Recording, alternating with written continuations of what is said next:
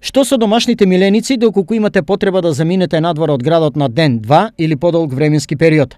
Ова се повеќе се наметнува кај Штипјани како проблем. Денеска граѓаните се единствени во решението на дилемата, градот освен стационар за куќиња скитници, што е во финална фаза на изградба, да добие и префатилиште за домашни миленици. Ако сакаме некаде да отидеме, нема кај да го оставиш.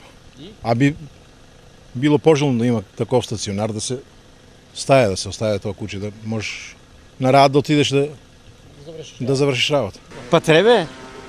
Секако треба, ако мисли да го чува, треба да си го згриже, треба да му најде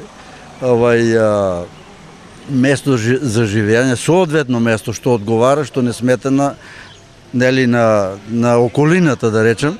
Отворањето на прифатилиште за миленици бара и покривање на трошоците за нивно одгледување, но и трошоци на лицата кои би биле задолжени да работат во истото. Може да му треба, ама некој да се нафане, да се има државата обврска на тоа. Тај човек треба да биде платен тамо, да ги чува, да ги ране, да ги тоа се. Че имаме кучина, ке треба, у тај случај, ке треба никој местенце, некој да се грижи, али за тоа треба човек да платиме, ние си доплатиме. Правичните пресметки за трошокот за правилна нега на домашните миленици за еден ден не ја надминува сумата од 1000 денари. Ова зависи од видот на домашниот миленик и неговите потреби за едно деноноќие. Најчесто, спомнатиот трошковник за чување на домашни миленици се однесува на кучињата. Висината на трошоците за останатите се во рамките на оваа финансиска проекција.